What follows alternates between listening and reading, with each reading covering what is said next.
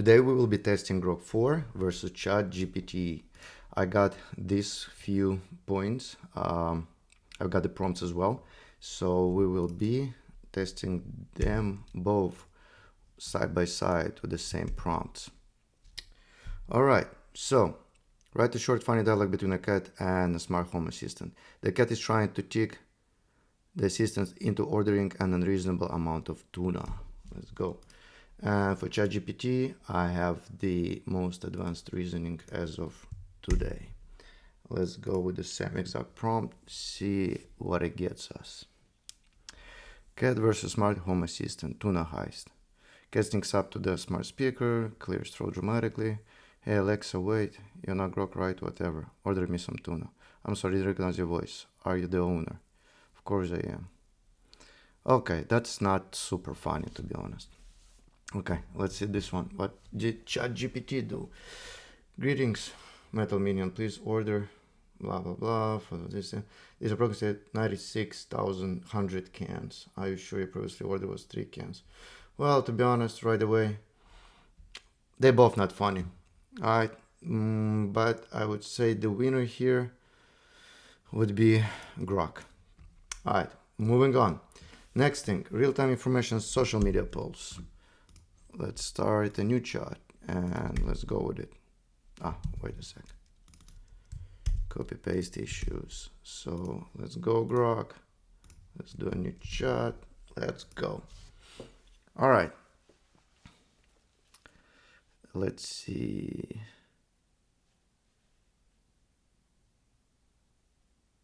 And while it's doing this, let's get the image ready for the next step. Trying to see here in Unsplash, like a city view or something. Okay, let's do this one. It's a nice beautiful picture of New York. Let's download it. Got it downloaded. All right, let's go back. It's still searching for it. All right. Okay, ChatGPT is done. 36 seconds, not bad. What X is saying right now about Superman 2025, top 3 takes, best Superman movie to date. Fun, vibrant, and so forth. Okay, top 3 negative. Several early viewers argue that the movie is overambitious. A Reddit X crossover thread, turn off the brain and just enjoy. Even some supporters gripe that Marvel level CGI is excessive, with flashy visuals occasionally. Join out the party of yeah, okay, whatever. Come on, Grok. Let's get this done, bro. Let's see what you got. Alright, let's get ready for the next one. Image analysis. Okay. Seems that the Grok is done. Actually, it's weird that Grok has full access to X, but it took more time to digest everything. That's actually impressive. So one user described film as a great Superman movie overall. Okay. A viewer shared that a coworker expressed relief upon hearing the new Superman was better than the previous one, and another post congratulated director James Gunn on the release. Okay. Criticized the film for its passive woke messaging and symbolism, claiming that realizing these elements reveals just how bad the movie is. One user declared it's not just a bad movie, it's the worst Superman movie. Okay. Reaction labeled this worst Superman movie and yet called bringing back Henry Cavill in the role. Okay. Not bad. But which one is better? I think this one is a tie, but I would probably say ChatGPT is better. But maybe not. So you guys decide. Alright, let's go with the second one. Let's do this. Let's give it the image. Let's give this guy the image. Alright, let's go. Let's see how fast they can both do it.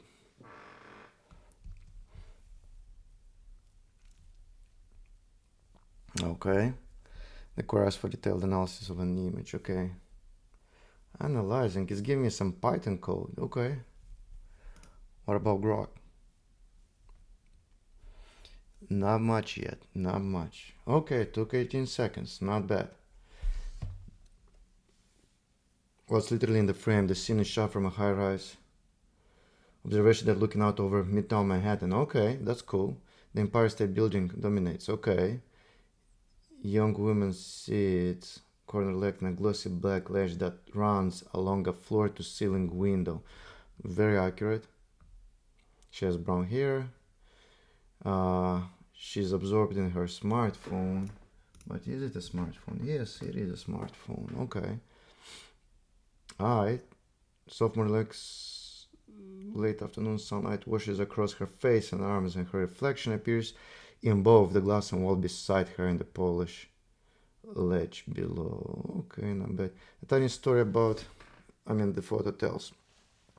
You paid for one of the best skyline views on Earth, yet the subject is more interested in whatever's happening on her phone. It's a gentle, modern irony. Over 1,200 feet up, the gravitational pull of the notification beats the pull of the horizon. The glittering city becomes an expensive backdrop for a quick scroll, selfie, or text exchange. Nice. I like this one. The sprinkle of humor, person thinking, I guess I climbed 18 floors for better Wi-Fi. Nice. Cat texting from home. Stop looking at tiny buildings and start looking at my empty football. Yeah, whatever. Okay, that's cool. That's really cool. Let's see. Grok, 40 seconds. More than twice than 18 seconds over here. Nice. Okay. So ChatGPT wins in performance. Ooh, that's a lot of text. Okay. Literal description: what I see. The images, high resolution graph taken from an elevated indoor observation deck with the large glass windows or panels. In the foreground, young woman in early 20s, right here, sitting. She is positioned back. Well, no mention of that being Manhattan, which of course ChatGPT wins. What else is here? Clear reflection of her body. Okay. In the background, floor to ceiling glass. Okay. No clouds. Okay. Not bad. Okay. So a wide body of water like a Hudson River or East River cuts through the city. Okay, so it actually knows that it's New York and it can see a piece of the river, of the Hudson River. Okay, not bad. Okay, so it says it's New York City. Okay. High altitude location, New York City, such as the edge observation deck at Hudson Yards, known as its glass enclosed protrusions that create illusion of sitting over the edge of the building. Okay, not bad at all. So we know it's New York City. We know exactly where that is. I'm not sure if it's true or not, but at least it kind of says where that is. It says the Hudson River. I like it. I actually like it more than ChatGPT's. Explanation of humor behind the story. The image tells a story of ironic detachment in the digital age. A young woman, yep, and viewpoints in New York City surrounded by stunning, real-world spectacle of urban grandeur and natural beauty, yet she is completely engrossed in her smartphone screen. This creates a narrative of modern distraction where the allure of virtual content, perhaps social media, text, or news, overweighs the immediate tangible wonder of physical world. Yep, okay, so this one clearly wins. I like Grok more than ChatGPT, but actually the ChatGPT not bad. Okay, person's thought. There is cat in the image. Okay, Empire State what? This TikTok about cats on ledges is way more thrilling. Human, the birds down there are real. Stop staring at that glowing box and let's pounce on the view. Okay, I like Grok. To be honest, I do like it. It's really cool. All right, let's do some research. This time the prompt is saying that we're gonna create a research summary on the future of Bitcoin. We're gonna take a look at the next 1, 2, and 5 years, and then we're gonna focus on the market and price and the technological evolution. All right, let's go. That's actually a very interesting topic, and I'm wondering if they're gonna give me the same results and same thinking. By the way, if you guys subscribe to the channel, I will be comparing Grok with Claude and then ChatGPT with Claude. And actually, I'll do all possible combinations of different side-by-side AI giants these days. I'm not gonna use any like agents. I'm just gonna use the big guys like OpenAI with ChatGPT, Grok, Gemini, Claude, Perplexity, and I think that's it. Maybe Cursor, but Cursor is actually dependent on Claude and OpenAI's model, so ChatGPT and Claude will do. All right, so this time, 29 seconds. Grok is being way faster, which is the first time. Okay, error and message stream. Let's retry. Let's see, the report is bootcamp position running. Boom. Okay, so let's see, time frame. Bearish low, 100. Then in 2 years, 125. And in 5 years, 300. So that's the low. Okay, very optimistic. And average in 5 years, Grok is thinking is going to be between 500,000 and 700,000. And bullish is going to be a mil. A mil. For real. 10x in 5 years. Wow, impressive, impressive, impressive. That's a nice report. I'm not gonna waste time. You can guys pause the video and read through it, but a few things which I can tell, the price predictions, I believe they're way off. But let's see what ChatGPT gives us. Technological evolution. Yeah, I mean, I'm skimming through. Yeah, it's not bad. Not bad, to be honest. But let's see what this guy gives us.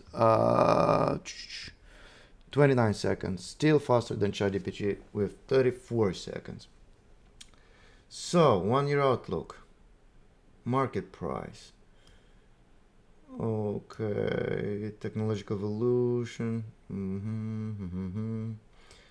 Okay, it doesn't really give me prices here. Okay, in 5 years. Market and price. 2028 halving and slowing terminal insurance. Global inflation hedge. At least one G7 treasury report disclose a BTC allocation. Okay, so wide band, they're thinking in 5 years is going to be 220-400K. Okay, that sounds a lot more realistic than, what was it? Half a mil, I'm sorry. And in a bullish high, a mil. And a quarter on the low. Yeah, I highly doubt it. But still, both of these guys, they think that in 1 year is going to be 120, 160, which BTC price as of right now is 117. So ChatGPT thinks in a year is going to be between 120 and 160, and in a bullish case 180. Grok thinks that is going to be a lot higher. Well, the average is quite realistic. It's actually where we are right now, so it thinks in a year we're not going to be much higher in average, or in a best case scenario we're going to be almost twice as high. Whereas ChatGPT also thinks it's going to be like 180. So yeah, they're kind of on the same range, I would say. All right, I mean, if I had to choose, this one is a lot better report. It has a lot more data. It provides a lot more analysis and research. And ChatGPT is really like a summary here.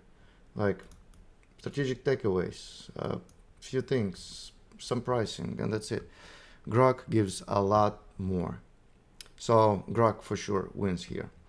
Now, let's see, SEO analysis, one of my favorites when it comes to AI.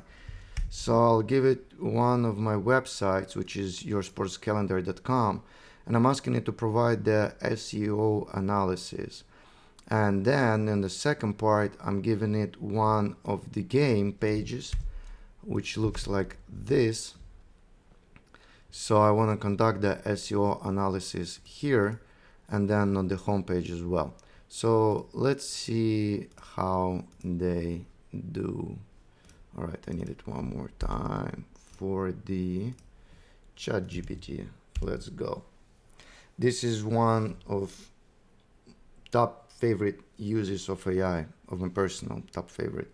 I use this a lot Um, I am an engineer. I build websites, I build apps.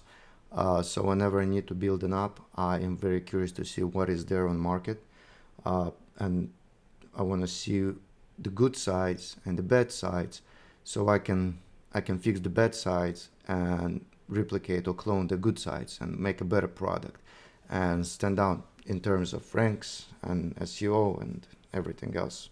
So I love how the modern AIs actually analyze websites and give you everything you gotta have to build your own website and rank higher and be more competitive in the market.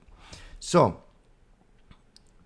overall experience appears straightforward and focused on delivering sports schedule information, which works well for its core purpose of providing downloadable calendars and updates for leagues like NFL, NBA, MLB, NHL, MLS, and WNBA.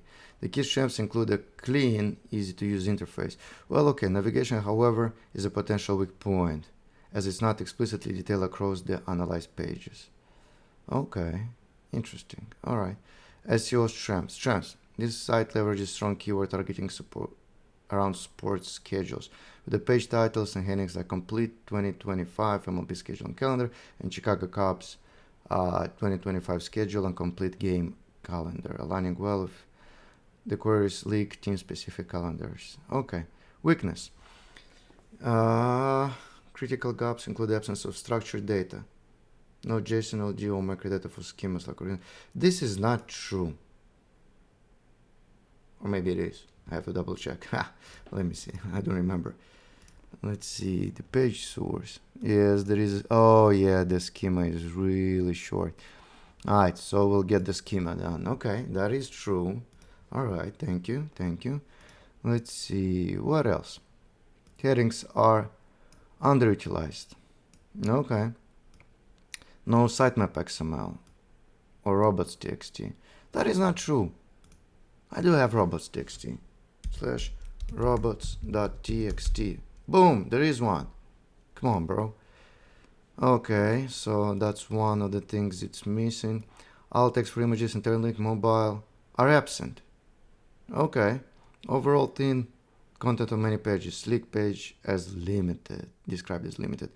Suggests low uniqueness, making it vulnerable to algorithm updates favoring comprehensive EEAT content. Okay, feature deep dive. Okay, let's see. This page serves as a representative example of site-specific content, focusing on a single MLB matchup. It provides basic event details, but reveals significant SEO shortcomings that mirror statewide issues. Okay. I like it. I like it a lot. Yeah, to be honest, it's one of the best reports I've seen. Prioritized action plan, high impact, optimize on-page elements site-wide, add, refine meta descriptions. Okay, good. Implement, add schema. Okay. Create sitemap robots. I already have it. Enhanced internal link navigation. Add breadcrumb navigation and internal links. Okay, fair enough. Medium. Boost content uniqueness and depth. Expand. Okay, like GamePress. Yeah, because the pages, there not much content here. It's just the schedule and that's it. You go to a different game. You can see the score, but that's the only thing. Probably should add some more content. So like more stuff. I agree, Grok. All right. Improve mobile responsiveness. What do you mean, bro? It's mobile first. Here we go. Let's go iPhone. All right. Reload. Here we go. You go here, scrolls down for you.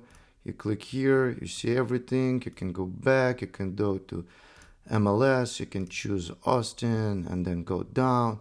You can click my affiliate link and just buy something, and doesn't matter what, just click on the link and I have 24 hours to buy something so I can make $1. Thank you very much in advance. So yeah, okay. I got this point, I got this part. No, mobile is good. Keyword conduct, keyword optimization, conduct research, using free tools like Google Keyword Planner to integrate various free blah blah blah into the content, headings and URLs. Okay, I kind of did, but whatever. Long term, build off-page or develop backlink strategies, shareable content, insights. Okay, content expansion EAT, launch a blog series, on leak previews, so trends. Okay, monitor and iterate with analytics. Okay, well, I like it. It's a great report. It's a great report. I actually one of the best I've seen in a while. Now let's see this guy, ChatGPT. What do you see? What works well? Clear value. A leak first hierarchy. Okay, that's good. Obvious CTA, stay up to date. Good. Strengths. Human readable URLs. Nice.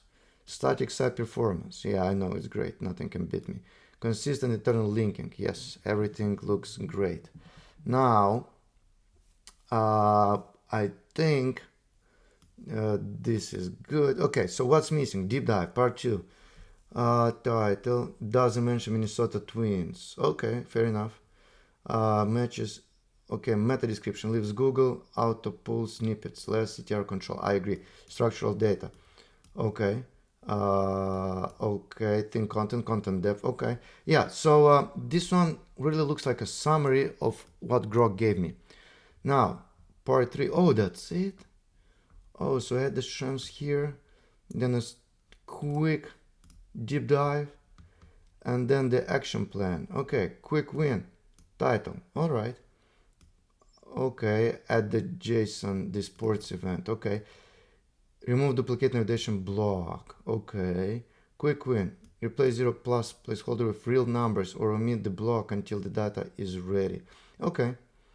Add 200, 300 word, unique content. Okay. Okay. Breadcrumbs. I got it. Automatic XML. Got it. Create insights. Got it. Progressive web app layer with push notifications for schedule punch. Okay, that's a good one. User personalization, favorite team, time zone. Yeah. Okay. Clearly, Grok did a better job than ChatGPT. But to be honest, this is very nice, structured, clear kind of action plan. It's really nice. It's really nice. This one is a lot of details, but this one tells you exactly what to do. So you can just go ahead and ask it, like, give me 200-300 unique content or something. So yeah, Grok wins, but I do like ChatGPT as well. Yeah, it's really nice. It's short, clear, and just right on point, even though this one gives a lot more details. All right, moving on. You know what? Let's just do this law question, which I was once asked, and I had to call a lawyer, and the lawyer told me that my friend, who was here on a tourist visa in the United States, my friend wanted to stay more, but his stay was limited to 6 months. So for him to stay more, he had to go back overseas and then come back in US, so his time in the country will reset. And the lawyer told me that he can go to Mexico for a week vacation and then come back, and his stay will reset to 6 months. So if he stayed 4 months, then he goes to Mexico, comes back, he can stay another 6 months in US. But then, good thing ChatGPT was around, because that was roughly 2 years ago. So I asked ChatGPT about it, and let's see if the answer is going to be as the lawyer's answer, or as I got the answer back in the day, that no, it does not reset. It just counts as his stay in USA. So if he goes to Mexico, comes back, he has 2 more months to stay out of 6 months if he stayed here 4 months before leaving, not another 6 months. So a person with a B2 tourist visa has an I-94 record, authorized to stay in the US for 6 months. After spending 4 of those months in the US, they take a 10-day trip to Mexico. When the person attempts to re-enter US, will the Customs and Border Protection officer grant them a new 6-month stay, or will their original I-94 expiration date likely remains in effect? Please explain the typical procedure for re-entry from a contiguous country. Now, don't count on getting a fresh 6 ounce clock. Boom. I love the short answer. I mean, don't really have to go for this. The short answer is good enough for me. If you return from Mexico after only 10 days, CBP will almost always readmit you on the same B2 admission you already have. So the original I-94 admit until date still controls. You have to about 2 months left. not a new 6-month stay. Okay, and it gives us some details. It tells us why. Nice, nice, very clear and well thought and absolutely correct answer. No lawyer can give you a better answer than this, to be honest. And as a matter of fact, my lawyer or that lawyer which I did call, they gave me the wrong answer, and that's just absolutely unacceptable. Because if my friend would go for that answer, he would be screwed. I mean, he still was screwed, but he didn't have to go to Mexico and spend money to get the same result, which he had to leave the country within 6 months and then come back a few months later. But yeah, okay. So when a person on a B2 tourist visa leaves US for a short trip up to 30 days to a contiguous country like Mexico and returns before the original and if it's the Customs and Border Patrol will typically readmit them for the remaining duration of their original authorized stay. Okay. The person would be readmitted for the approximately 1.7 months left, according to their time spent outside US, assuming no other issues arise during the inspection. Very nice, very clear. Yeah, actually, I do like ChatGPT's answer more, just because it gave me the short answer, summarize it for me, then gives me like a clear, like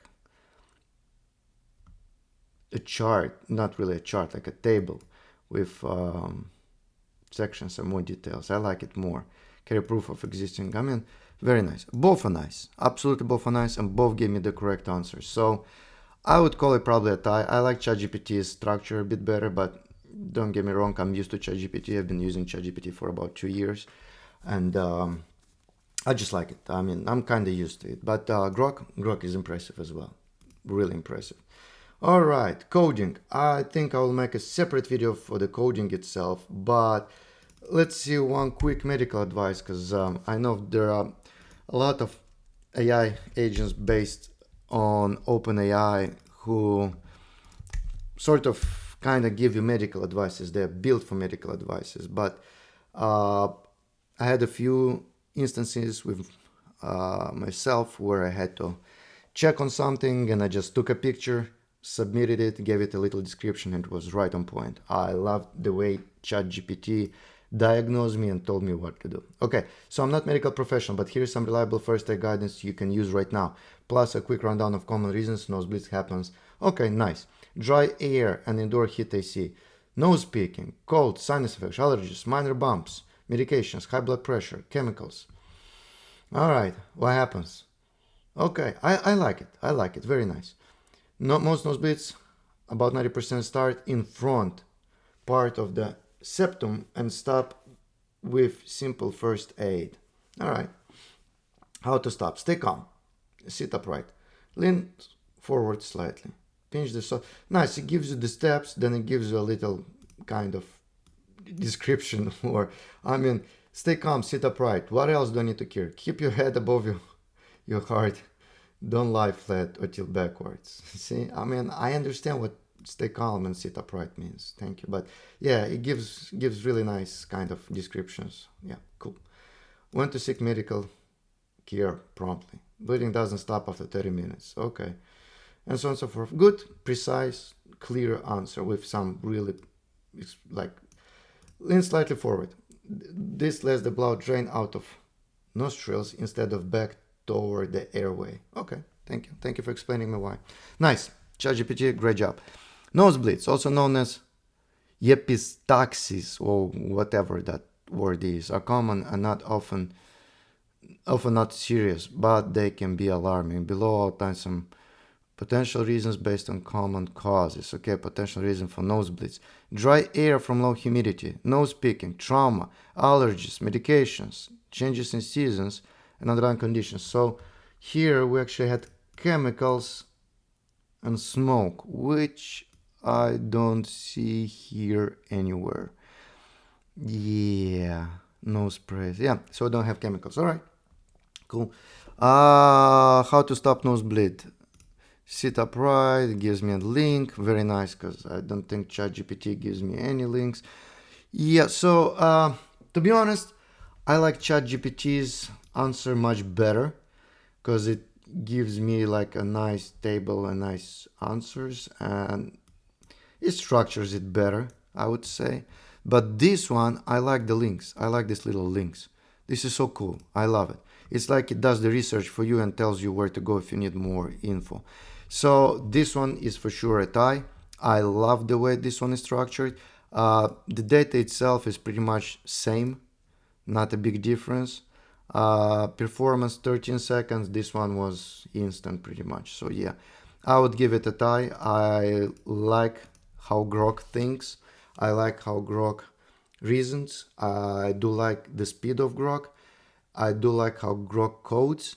But can I say that Grok is so much better than Claude, or in this case ChatGPT?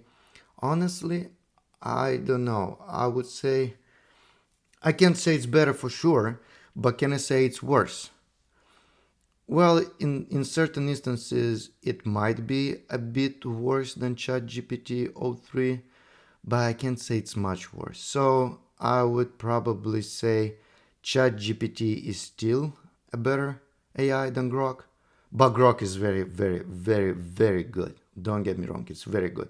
If ChatGPT would be a 10, Grok is definitely a 9. Let me put it this way. Yeah, definitely a 9. So yeah, I hope you guys like the video. If you like, subscribe, share, get me some views, get me some subscribers. I will be making more of these videos. Make sure to comment, tell me what else you want me to actually put side by side. And I will start a series of videos showing on how to code using AI, and how to design using AI, how to negotiate using AI, and how to do many, many, many things using AI. As a friend of mine once said, well, I'm lying, it's not a friend of mine, it's a former CEO of the company I used to work for back in the day. That guy said that no matter what industry you are in, no matter what your career is, or what stage of life or career you are, if you don't know tech, there is absolutely, absolutely nothing you can do without tech these days. Any industry is relying on tech. And more than that, any industry is going to be relying on AI. And AI, as of right now, I think AI is like a little puppy. Even though it can do all of these beautiful things, I cannot even imagine where AI will be in 10 years from now or 5 years from now. I think it's going to be just a normal tool. Like, people don't get fascinated about going on Google and searching for stuff. It's just a normal thing. Like, you need something, you need a restaurant, you need a menu, you need directions, you just Google it, easy. I think AI is going to be on the same level, and when it will be on the same level, let me put it this way. When people will be using AI these days, as of 2025, mid-year, people who understand and can use AI very well, those people have a huge advantage over the other people who don't use AI. It's like the smartphones, the people who used to use the phones with the buttons and which didn't have a touchscreen. The people who started to use Androids and iPhones and even Nokias back in the day with a touchscreen, they had a huge advantage in productivity versus the people who didn't have access to the internet in their own pocket. They couldn't read an email on the go or anywhere. I mean, they had to actually use a computer to go and check your email or do anything else. And those people who could do it on the fly from anywhere, they had a huge advantage in sales and many other things. So what I'm saying here, I think AI is the future. I do believe in AI, and I am using AI personally for a couple of years now, and I will be teaching you guys on how to use it, and I'll be showing you side by side many things. And I hope you like these videos. I hope you subscribe, and I hope you give me motivation to spend more time and effort to make these videos for you. Alright guys, peace out.